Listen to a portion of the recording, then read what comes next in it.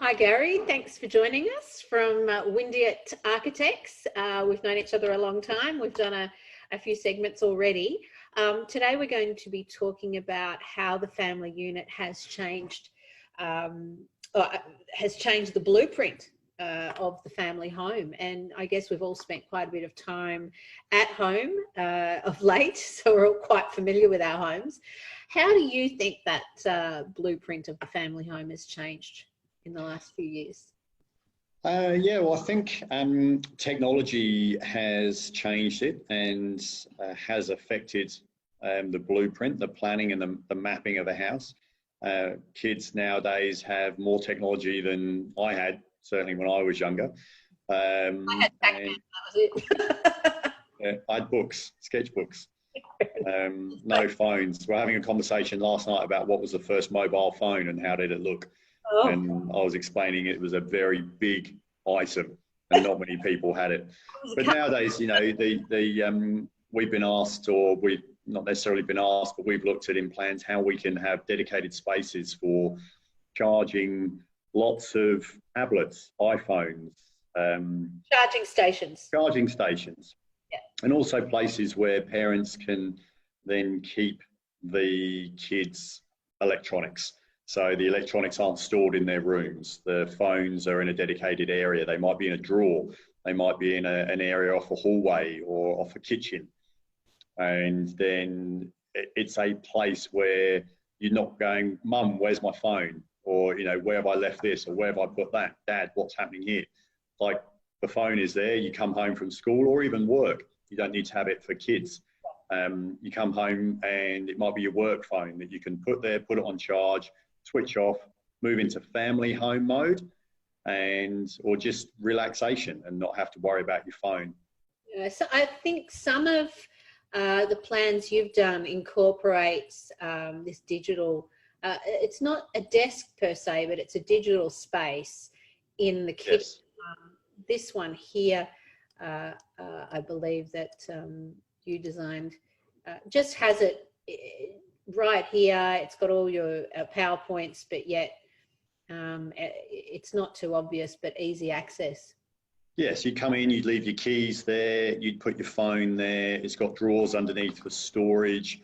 You might use it as a bill paying station. You put all your bills and your house bills in the drawer below, keep your pen and pencils, you know, filing below, and then that's that dedicated space where you're not hunting around. You get your mail, you drop it off there.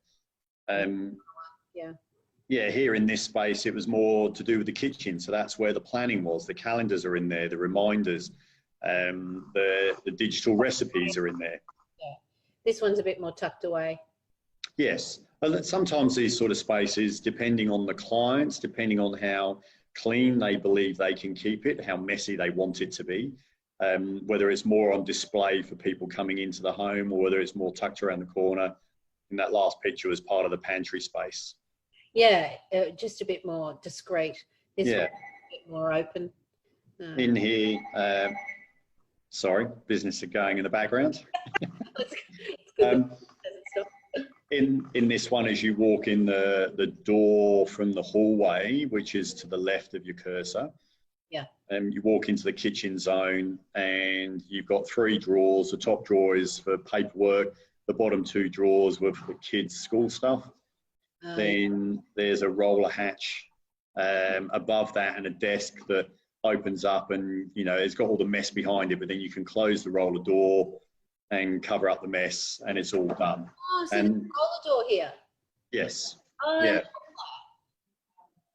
It's sort of a little bit like the study office that had the doors to close it. This has the roller door because it's obviously not an office, but yes, yeah, and it was deep enough to house a screen for a computer, but then you can kind of just push everything back, pull down the roller, and then hide it. So it can be part of everyday life, but then when you've got guests coming over or friends dropping in, you can quickly close it off and forget about it. Or even at the end of the day, you just want to close it off and forget about it. You can just pull the hatch down and be done with it. And I know we're talking about sort of storing, and you talked about storing children's things, etc. And you've worked on quite a few briefs that have included storage areas, creative storage areas, this being one of them. Obviously an avid rider, but this storage Yes. space, well used under the stairs, I'm assuming for kids, sort of like a kids dumping station before they... Well, here, because the storage is under the stairs, the staircase is about 1 metre wide. And if you have just one access to that on the side, then you find it difficult to use it efficiently. So what we did is, in this space, we divided it half and half.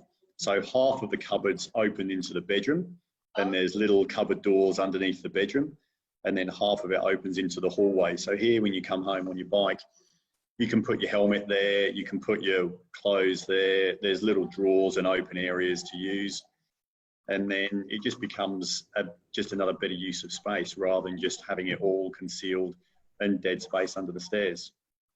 Look, thanks for sharing those ideas and the blueprint as we see it today. I think next time we're going to catch up and talk about a few innovative ideas that have caught your eye. So that'll be really interesting. I look forward to it. No worries, look forward to it. Thank you. Thanks so much.